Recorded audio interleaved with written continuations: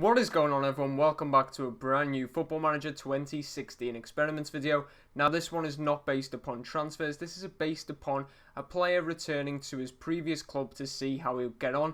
I've done videos like this in the past with Luis Suarez and Fernando Torres returning to Liverpool. I've also done one recently with Cristiano Ronaldo returning to Manchester United. There'll be a link on screen right now to that video. But today we are doing his Real Madrid teammate, Gareth Bale, returning to Tottenham Hotspur. Now, in these experiment videos, I give the player 3 seasons back at their club or at their new club if it's a transfer one. But for this one, it's back at his old club for Gareth Bale. We look at how he influences Tottenham and how he plays, well, how he performs personally. So we look at both club and player performances over these 3 years. If you like this type of content, be sure to drop a like on the video, comment down below any other players you want me to do, and subscribe to the YouTube channel. But let's jump straight to it. Okay, so on screen right now we do have Gareth Bale as he returns to Tottenham. As you can see, his attributes are on screen right now. He's, deemed a inside forward on the left-hand side. So let's just take a look at some of them key attributes. Obviously, long shots 19, very impressive, off the ball 18.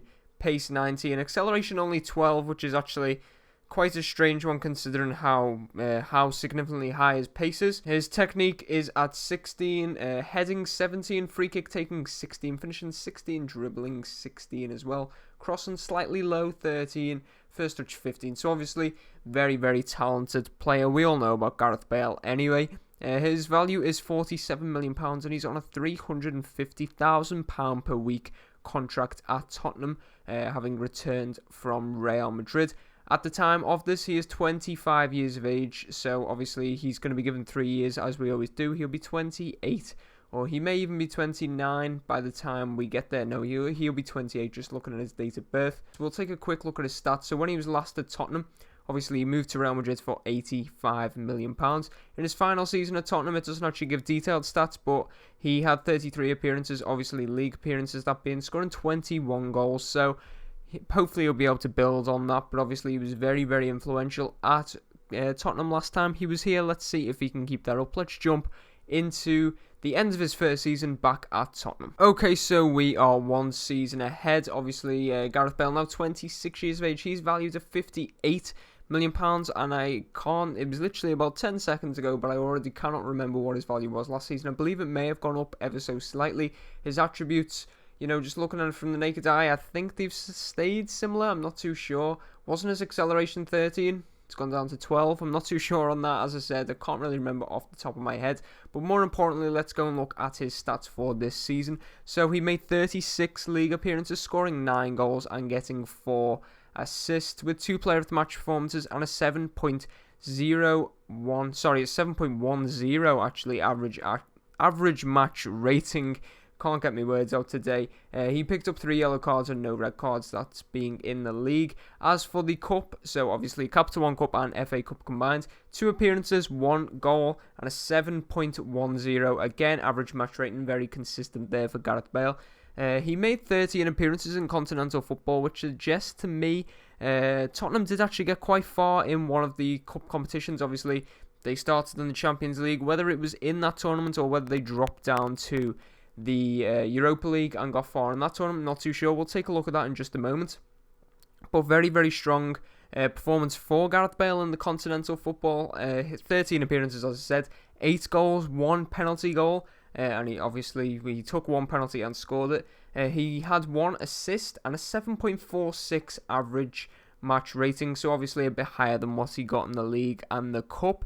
International football, so for Wales, obviously 9 appearances, 4 goals, 1 penalty again, which he did score, and a 7.21 average match rating. Now, if you look at the date in the top right hand corner, this is before the Euros, so obviously that's going to change at the end of next season. So we'll take a look back at the end of next season, how Wales done in the Euros, Euro 2016.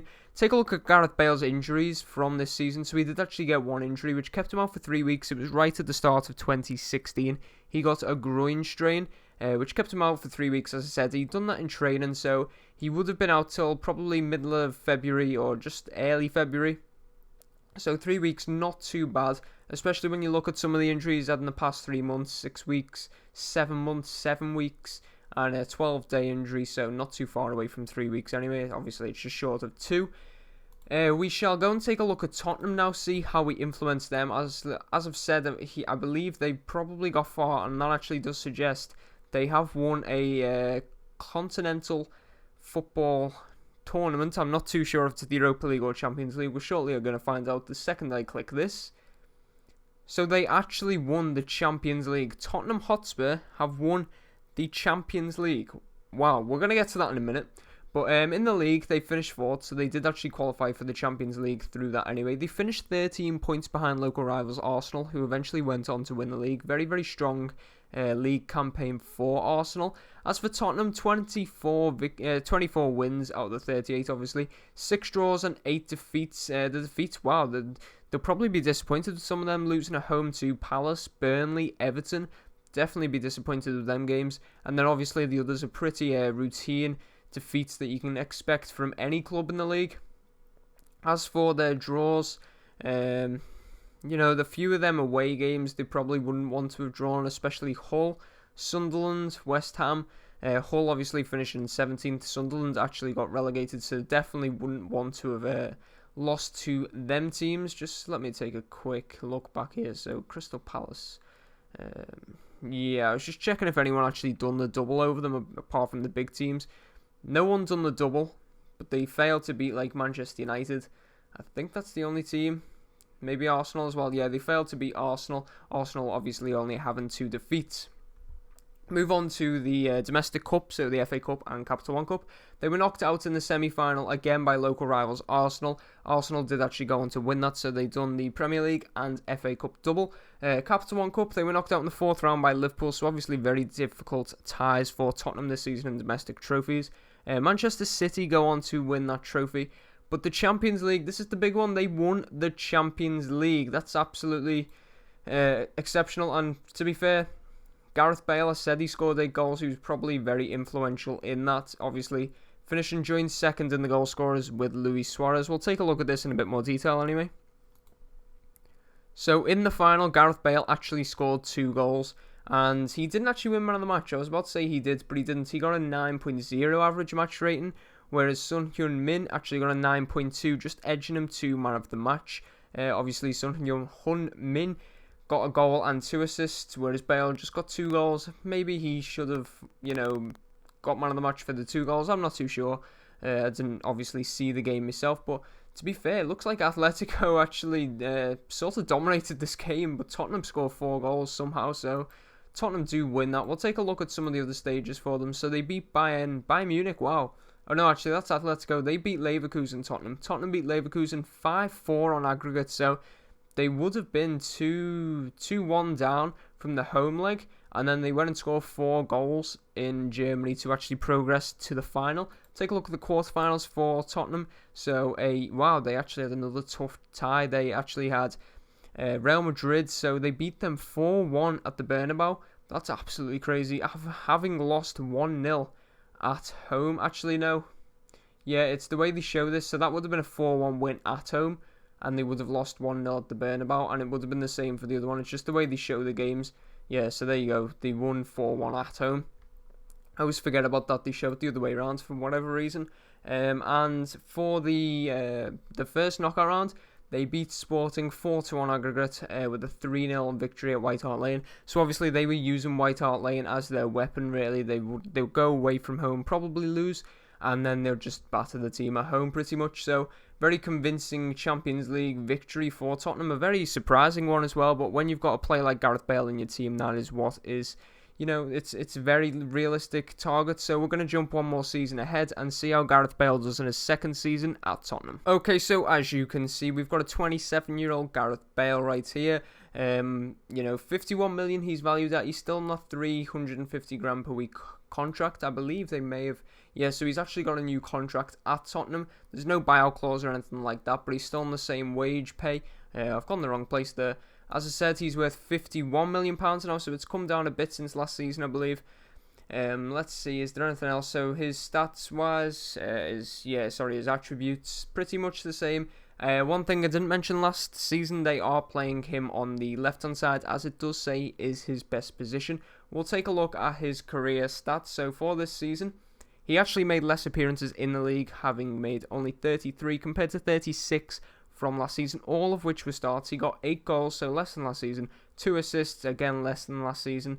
No player of the match performances, which is quite surprising, 1 yellow card, and a 6.89 average match rating, so actually below that 7 average match rating, which I always like to see players hit, so actually below that for Gareth Bale. Let's just take a look. In the Cup, he didn't actually make any appearances whatsoever, so I'm not even going to spend any more time talking about that. Continental football, again, 10 appearances, which once again does suggest Tottenham got to the latter stages, but probably not quite there. For me, if it was just the pure Champions League run, that would suggest they got to the quarterfinals. We'll take a look at that in a minute. So 10 appearances for Gareth Bale, 1 goal, 1 assist, 1 player of the match performance, 1 yellow card, a 7.05 average match rating, so not quite hitting the heights of last season. International football, 7 appearances, 2 goals, 1 player of the match performance, and a 7.16 average match rating. Now, I'm not too sure if that includes the European Championships, or the Euros as it's commonly known from last season. We'll take a look at that in just a minute. But let's just take a look at his injuries. So this time round, what did he get? He actually got 2 injuries this season. A 4-week injury, which he got in a match, which was a sprained ankle, which he's had before in his career. And he got a bruised shin, which kept him out for 6 days, which he got in training in March. So as I was saying, we'll just take a quick look at the Euros. Where can I go for that? We'll go to Wales.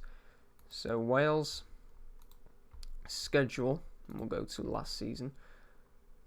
Okay, so European Championships, they actually went out in the group stage by the looks of things. I'm not even going to bother to go back. So yeah, they went out in the group stage, 2 draws and a defeat to Holland sent them out of the Euros at the group stages. So disappointing, and they didn't reach the heights that Wales did in real life. Take a look at Tottenham though. On a whole, competitions. So they actually finished 1 place better off this season with 69 points compared to 4th last season. I believe they actually got less points this time around though. Only 20 wins, I believe they got 24 last season. 9 draws and 9 defeats. Again, there's a few defeats in there that they probably wouldn't have liked to have got. Southampton and Watford being the 2 most notable at home. They didn't actually lose to any of the big teams. Looking at that, really, Liverpool, probably arguably the only big team in there. Maybe they drew a lot of them. No, they didn't actually even draw against many of the big teams. They were beating the big teams home and away. I mean, look at that. Convincing 4-1 win at Old Trafford. 2-1 at the Emirates. 3-0 at home to Liverpool. 2-0 at Stamford Bridge. Tottenham will be disappointed. They only finished 7 points off the top this time round. But obviously, they'll be very, very disappointed in my opinion because, to not lose or really draw against any of the big teams, you'd want to be winning the league, in my opinion. We'll just take a look at the past positions. So they were struggling up until halfway. Really, they were in about 7th or 8th, and then they really kicked on and finished quite strong to finish in 3rd place. We'll take a look at the domestic competitions first. FA Cup, they were knocked out in the 3rd round by Wolves, and they were knocked out in the 3rd round as well of the Capital One Cup by Chelsea. Leicester went on to win the Capital One Cup. Man United went on to win the FA Cup. Now, because Gareth Bale didn't actually play any cup competitions, I'm guessing, they fielded a very rotated, weakened team, especially with being in the Champions League and obviously trying to climb the league table. The European Super Cup, which obviously they were a part of for winning the Champions League, they actually lost to Juventus 4-0, very, very convincing. I actually can't view that game because it was probably so long ago, but obviously 4-0, absolutely battered by Juventus, and they were knocked out in the first knockout round of the Champions League. The trophy they were defending. Bayern Munich went on to win that, but let's just take a look at the first knockout round. So where are they? Here we go. They lost 5-1 on aggregate to Barcelona, losing 3-1 at home as well, which is disappointing. That's what led them to success last season, getting the victories at home, but obviously did not happen for them this time round, and they were eventually knocked out of the first round of the Champions League. We're just going to take a quick look at who was the top scorer. So Harry Kane was top scorer. Bale wasn't actually even close. Last season, I didn't actually mention he was 2nd highest scorer in Tottenham, just behind Harry Kane, who was highest. But again, Harry Kane highest this season. Eric Lamela, Dele Alli, and Christian Eriksen all come above Gareth Bale, who didn't even make 10 goals this season. So Bit of a disappointing season, both personally for Gareth Bale and for Tottenham as a team. We'll see how they do in Gareth Bale's final season in his return to Tottenham. Okay, so we have completed Gareth Bale's 3 seasons back at Tottenham, and as you can see, his value has actually gone up by £1 million. He's £52 million, so he's very much keeping his value, even though he is 28 years of age now. His attributes look to be pretty similar again. I probably should keep note of what they actually were and what they are now. But, just looking at the naked eye, from the naked eye, just taking a quick look, for me, they've pretty much stayed the same throughout this period. So, no real decrease in ability from Gareth Bale. We'll take a look at his stats for this season. So, again, he keeps making less and less appearances. He made 29 appearances this time around in the league, getting 10 goals. He also scored a penalty, 6 assists, 3 yellow cards, and a 7.19 average match rating. So, much better in terms of his match rating.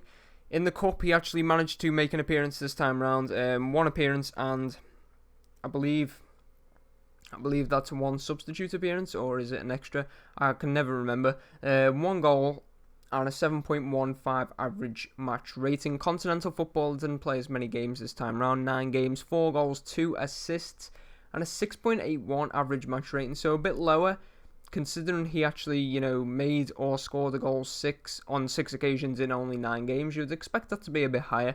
International football, very impressive. 2 games, 4 goals, 1 player of the match performance, and an 8.80 average match rating. So very, very high indeed there.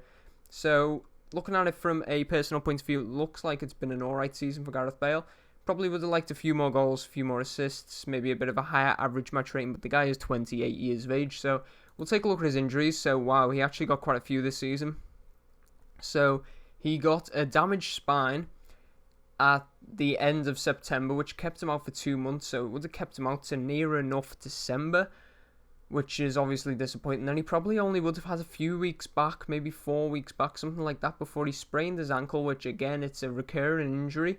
Very recurring injury, to be fair, which kept him out for 4 weeks. All these injuries, by the way, this season were actually in match, so in an actual footballing match. That was a 4-week injury, as I said. That was on Boxing Day, and then he would have come back mid-January, and he obviously had about a month and a half back before he got another injury, but this one only kept him out for 5 days. It was a bruised rib sustained again in a match. So we'll go to Tottenham, see how they done on a whole, how they performed as a team. We'll go to senior squad. Okay, so they actually won the league. So Tottenham won the league by 2 points. Manchester City finishing in 2nd.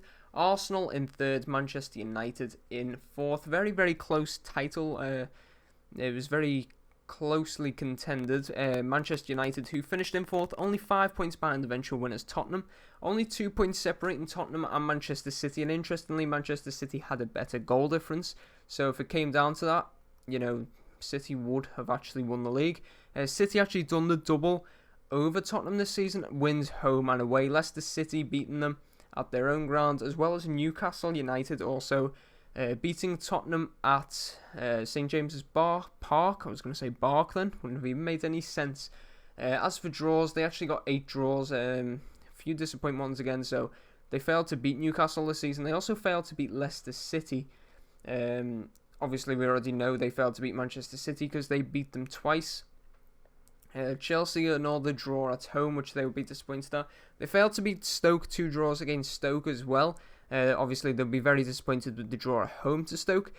But obviously, they won the Premier League, so they're probably not going to be that bothered, in my opinion. As for the FA Cup, they were knocked out in the 5th round by Leicester City, and they were knocked out in the 3rd round of the Capital One Cup by Wolves. I believe they actually knocked them out in the last campaign. Swansea City went on to win the Capital One Cup, with Manchester City winning the FA Cup. As for the Champions League, they reached the latter stages again, semi-finals against Barcelona. Bayern Munich went on to win that tournament. We'll just take a quick look at that. So Bayern Munich actually won the final. I know this has got nothing to do with Tottenham, but I like to see how finals go on. Bayern Munich actually won 4-2 against Barcelona, a hat-trick for Thomas Müller. And Robert Lewandowski actually getting on the score sheet as well, but we'll take a look at the semi-final. So, Tottenham actually losing 4-2 on aggregate. They actually lost 4-1 at home. So they actually beat Barcelona 1-0 at the Nou Camp before getting battered at home, which isn't really like Tottenham, so they'll obviously be disappointed with that. I didn't actually look at how Gareth Bale done in that game. He's over here, isn't he? Did they actually play? Yeah, he played. He got a 6.7 average match rating, so very, very average there for Gareth Bale.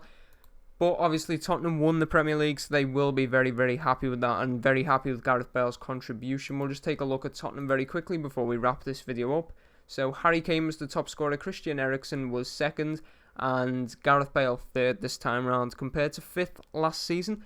But that is how Football Manager sees if Gareth Bale did ever return to Tottenham. This is not based on transfer rumours, this is just purely for entertainment purpose. Obviously Gareth Bale not linked with Tottenham at all. I just thought it would be interesting to see if he returned, how it would go. But that is all. If you enjoy this type of content, drop a like on the video, comment and subscribe to the YouTube channel. Thank you all for watching. Till next time, goodbye.